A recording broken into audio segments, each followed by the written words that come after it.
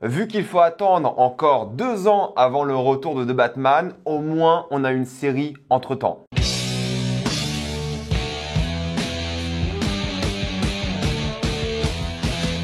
The Penguin et non pas le pingouin en version française, ce qui est assez rigolo tout de même. Je pensais qu'ils allaient traduire, mais non, en vrai, ils pensaient peut-être que c'était trop ridicule, je sais pas. Comme d'habitude, jusqu'à la minute indiquée dans le titre de la vidéo, il n'y aura aucun spoiler et après on va tout spoiler. The Penguin est l'histoire donc du pingouin ou Oswald qui essaie de naviguer un peu le monde criminel de Gotham. Il est insatisfait de ce qui se passe dans sa ville et il essaie de prendre le pouvoir. Et avant de commencer, j'aimerais remercier le partenaire officiel de cette vidéo, c'est BorgosVPN et ses 38 millions d'utilisateurs et presque 5 sur 5 sur Trustpilot. Et vous le savez, c'est le meilleur moyen de soutenir la chaîne aujourd'hui, mais c'est aussi un service utile que j'utilise. C'est simple, parfois vous cherchez un film, vous savez pas où le trouver, vous tapez le nom du film et où regarder, et il y a plein de sites qui vous disent dans quel pays se trouve ce film. Et en plus de ça, vous allez voir que lorsque vous changez de pays, le catalogue streaming va doubler. À partir de là, vous changez de pays, vous allez au Canada, aux États-Unis, au Royaume-Uni, en Suisse, en Belgique, en Italie, peu importe. Vous avez même la VOSTFR et la VF dans beaucoup des pays pour ceux que ça intéresse. Quelques exemples sur Netflix, vous avez l'excellent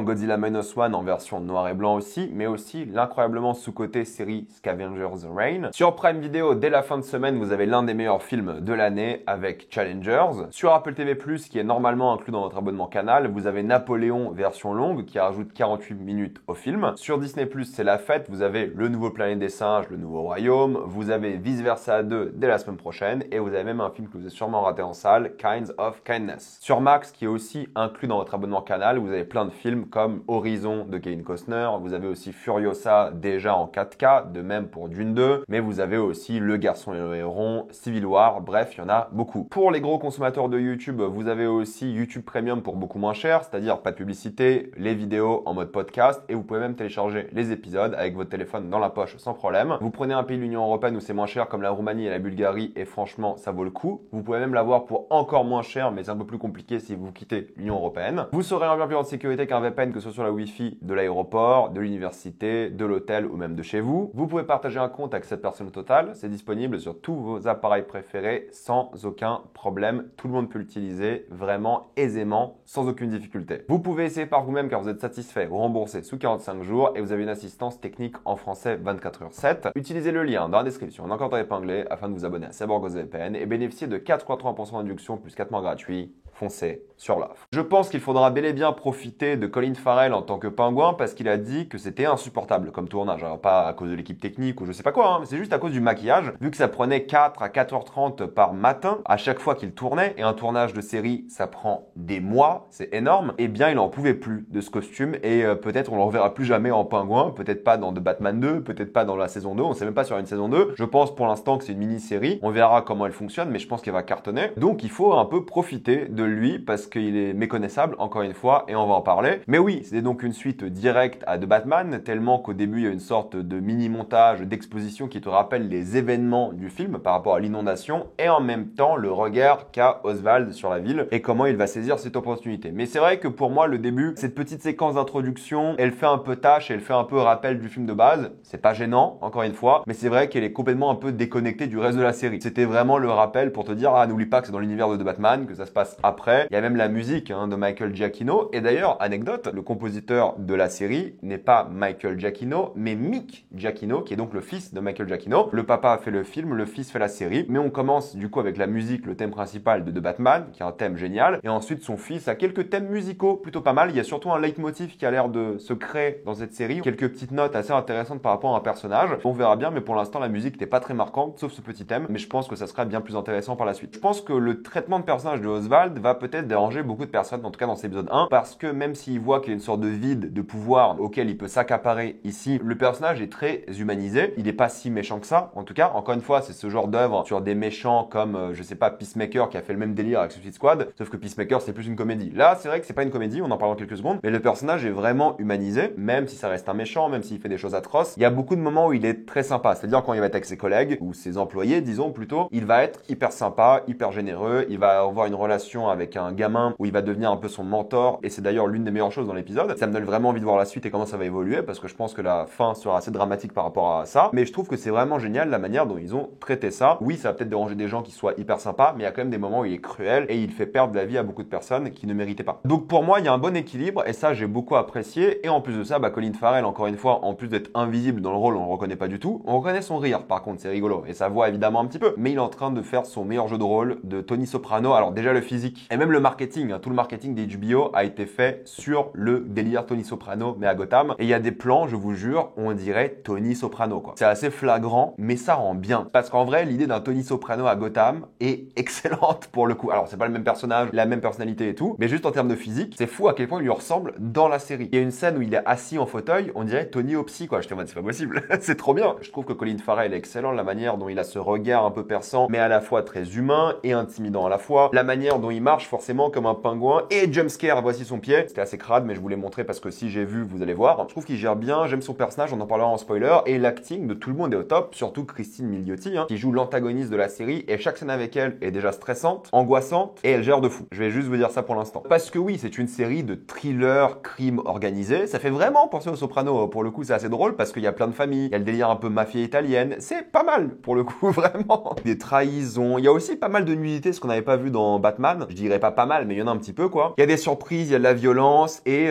oui, je trouve qu'en termes d'ambiance, d'esthétique, c'est réussi, j'en parle dans quelques secondes par rapport au traitement de Gotham et de l'image, mais ça met en place beaucoup de choses, tu vois que la série va raconter beaucoup d'intrigues, tu vois qu'elle se dirige vers une direction très précise, tu vois déjà à peu près ça va finir comment comme série, entre guillemets, hein. C'est-à-dire que cet épisode-là, l'épisode pilote, il met tellement bien en place tout le reste de la série que ça en fait un excellent épisode pilote juste pour ça, quoi. Mais c'est vrai que c'est assez drôle aussi, quoi. Ça va peut-être déranger certaines personnes parce que oui, c'est de Batman et l'univers, mais c'est drôle, c'est comique, surtout par rapport à la musique. Il y a une musique très connue de Dolly Parton qui passe et ça humanise encore plus et même limite ridiculise pour certains, je pense, le pingouin. Moi, j'ai beaucoup aimé, hein. Moi, j'adore le traitement du pingouin dans cette série pour l'instant. Mais attention, vous attendez pas l'ambiance de Batman. Il y a beaucoup plus de comédie ici, sans en faire une comédie, hein, pour le coup. Ça reste un drame, un thriller, mais c'est beaucoup plus léger que certains pensent. Mais j'aime beaucoup parce que mine de rien, ça va traiter de thématiques sérieuses, à quel point les inondations n'ont qu'affecté les pauvres, à quel point la pauvreté va augmenter le crime, et surtout un mépris de classe qui est bien présent déjà dans cet épisode 1 par rapport à Oswald, qui lui vient aussi d'une zone très pauvre de Gotham. En tout cas, c'est comme ça que c'est sous-entendu dans l'œuvre pour l'instant. Et il y a un lien qui va se créer avec justement ce jeune qui vient de la même zone et eux qui doivent dealer avec des riches qui vivent dans des immenses maisons. Donc il y a un côté mépris de classe, un peu social, assez pas mal pour le coup. La pauvreté, le crime, je trouve qu'ils vont vraiment jouer dessus. Et ouais, c'est intéressant. Par contre, là où j'ai un petit souci, c'est que même si j'adore la manière dont on plonge dans Gotham, la manière dont toutes les intrigues vont tourner autour des personnages de une, mais surtout de la ville. Ils vont parler beaucoup de la ville, ils vont montrer des scènes comme un métro qui était détruit, les dégâts des inondations. Bon, tu vois qu'il y a du budget, il n'y a aucun problème. Gotham est quand même au centre du récit, ou en tout cas résonne énormément dans le récit. Ça, c'est top. Par contre, c'est vrai que les scènes de nuit ou les scènes d'intérieur, ils imitent clairement le chef-op de Batman, Greg Fraser, et c'est top. Franchement, l'imitation est parfaite. On se croit dans The Batman, tout ce qui est fait de nuit, c'est excellent. Genre, le début de l'épisode est parfait pour ça, quoi. Il y a un mélange d'effets numériques pour montrer la ville et de belles transitions vers des vrais décors. Ils ont bien trouvé des endroits de tournage qui font penser à Gotham et font pas penser au New Jersey ou New York et tout. C'est top, tu vois. On dirait qu'on est dans Gotham de nuit. La photographie en intérieur, le jeu sur les lumières, certains décors un peu plus claustro à certains moments et tout. La nuit et en intérieur, j'adore. Je trouve qu'il y a un vrai travail qui a été fait. Tu vois qu'il y a du budget, c'est top. Lorsqu'on est de jour, on dirait une pub. Et je suis méchant en disant ça. Pourquoi? Parce que toutes les séquences en voiture, il a une Maserati violette. Ils mettent beaucoup en avant la voiture. Il y a ce côté pub qui est bien mis en avant et même la photo, c'est une photo hyper basique. On dirait une pub de voiture. Et le fait que ce soit mis comme ça en avant, ça fait encore plus penser à ça. Toutes les séquences de jour ont zéro contraste, sont très peu intéressantes à regarder, sont trop bancales, il n'y a pas d'ombre, c'est vraiment dommage, quoi. Et les mélanges d'effets spéciaux, surtout d'une sorte de course-poursuite en voiture, où t'as l'impression que la séquence, il n'y a pas de voiture, mais full CGI, ça fait très très numérique, avec un motion blur un peu bizarre, c'est vraiment pas beau. Tout ce qui est de jour, c'est pas beau du tout. Il y a une séquence un peu plus vers la fin qui est un peu mieux par rapport à ça, et ça fait ce contraste entre la richesse et la pauvreté, mais beaucoup des séquences de jour sont très laides. Donc sur ça, c'est un peu décevant, et j'aurais adoré le parti pris de tout filmer de nuit, ça aurait rendu bien mieux. Alors je comprends le contraste, encore une fois, richesse, pauvreté, nuit, jour, d'accord, mais fallait filmer ça de manière un peu plus intelligente. Ensuite, en termes de mise en scène, c'est bien, il n'y a pas énormément d'idées, il y a un délire par rapport à une shaky cam dans une scène en prison qui est pas mal, et ça montre justement à quel point le personnage est déstabilisé, et lorsqu'il est focus, la caméra se stabilise. Et il y a plein de plans qui traitent des personnages, c'est hyper efficace, franchement c'est bien fait, sauf les séquences un peu numériques, en voiture, de jour et tout. Mais sinon c'est top, et il y a même quelques easter eggs, comme là on voit Gotham Knights et des trucs comme ça. Pour conclure, c'est bien. Colin Farrell, il enchaîne 2 bonnes séries cette année avec justement Sugar sur Apple, et là Le Pingouin, ça donne envie de voir la suite, c'est un très bon pilote, et ouais, ils ont réussi, qu'est-ce que je veux dire de plus? Ils ont réussi réussi l'ambiance, c'est pas parfait, mais c'est top, je vous la conseille. Même si le projet vous intéressait pas, ça vaut le détour et je pense que plein de gens peuvent se lancer, même s'ils sont pas intéressés de Batman ou l'ont pas vu, parce que le projet tient la route, quoi. Je ferai pas les critiques toutes les semaines parce que je suis pas dispo toutes les semaines. D'ailleurs, attention, parce que dès la semaine prochaine, la série sortira le dimanche, ou en tout cas de la nuit du dimanche à lundi en France ou en Europe. Mais il y a un très bon cliffhanger et oui, j'ai envie de voir la suite. Donc en vrai, je vous conseille, c'était vachement bien. Et nous, on va passer en spoiler. C'est vrai que la série commence avec une mort assez cathartique qui est assez intéressante parce que tu vois justement le pingouin aimer tuer cette personne qui a été irrespectueuse envers lui. Il y a un truc justement colérique, soulagement et regret automatique par la suite et c'est ça qui lance au fait la série, c'est ce mensonge. C'est lui qui a tué le nouveau boss de la famille et laissé le cacher durant tout l'épisode et j'imagine durant toute la série. C'est ça qui est intéressant, c'est voir comment il va essayer de trahir les différentes familles, de faire s'affronter les deux familles de manière totalement inorganique. C'est lui qui organise et qui ment. C'est ça qui va être fascinant. Et il va essayer de profiter des deux pendant que les deux se font la guerre. Donc ça va être cool et je pense qu'ils ont bien mis ça en place et un peu, entre guillemets, son intelligence et son envie d'être plus grand que ce que les familles pensent de lui. Ça parle aussi beaucoup de ça. Il y a plein de moments dans l'épisode où les familles le considèrent comme presque, je dirais, un mercenaire classique, quoi. Alors qu'en réalité, lui, il se sent bien plus capable et c'est là qu'il va essayer de trahir toutes les familles. Et ça va être ça, je pense, le cœur et le drame derrière la série. C'est comment lui va arriver au sommet de tout ça en foutant la merde, tout simplement. Et j'aime beaucoup son côté mentorat avec le jeune et tu veux pas que ce gamin meure alors qu'il va rejoindre un mafieux et devenir horrible, mais c'est ça qui est intéressant, c'est voir justement le rite initiatique de ce gosse avec un mentor qui se reconnaît clairement en lui. Et c'est marrant parce qu'il était prêt à tuer un gamin presque innocent, disons, juste pour garder la mort secrète. Par contre, à sa mère qui est démente, il le dit tout de suite, quoi. Tu vois, il a aucune gêne de dire ça à sa mère qui va pas bien. On le voit qu'elle a des vrais soucis. Et elle se rappelle de la jeunesse, d'Oswald et tout, c'est ça qui est fort et pertinent, je trouve. C'est voir aussi qu'en termes de business, en termes de logique, il a des vraies lacunes, quoi, émotionnelles, que ce soit le jeune, sa mère et tout. Il cherche à se prouver, il y a une séquence assez intéressante dans le métro, je trouve. Alors déjà, il prend le métro, ça le ramène un peu à son truc de classe alors qu'il se balade en Maserati violette, ça le ramène un peu à la réalité qu'il essaie de fuir en rejoignant le crime organisé. Et c'est ça qui est fort, c'est qu'il y a ce plan sur les sièges réservés aux handicapés et lui, je sais pas s'il décide de s'asseoir dessus parce que c'est pas très net en termes de montage, mais vu qu'on a vu le plan sur la chaise et lui qui s'assoit juste après, on assume qu'il a accepté le fait que oui, c'est un handicapé, quoi. Donc il accepte un peu, on va dire, sa part un peu plus faible de son corps pour en gagner aussi des intérêts. Et ce que j'ai beaucoup aimé, c'est que lorsque j'ai vu le bus de l'école tuer un mec, j'ai trouvé ça un petit peu ridicule, je me dis déjà la scène est moche, mais ensuite bon, que le bus d'école tue un gars comme ça, c'est quoi l'idée du symbolisme derrière? Et tu comprends l'idée juste après. C'est quand même une série qui parle de jeunesse pour l'instant et qui parle d'innocence qui va être bafouée par la pauvreté et le crime organisé, mais surtout juste après, il préfère laisser un gamin mourir alors que littéralement des gamins lui ont sauvé la vie juste avant. Et c'est là que sa cruauté est intéressante et c'est pour ça que c'est pas un anti-héros, un antagoniste, un méchant. C'est que justement on nous rappelle que notre protagoniste reste un vrai méchant. Et ça c'est bien. Et le traitement du personnage de Christine Milioti est génial pour l'instant parce qu'elle vient d'Arkham, c'est ce qu'on dit. Du coup, vu qu'elle vient d'Arkham, nous on a un peu ce réflexe de se dire qu'elle est folle. Et elle utilise le mot folle plusieurs fois. Elle utilise d'ailleurs des termes qui sont beaucoup utilisés pour décrire des femmes hystériques, c'est-à-dire qu'ils utilisent le terme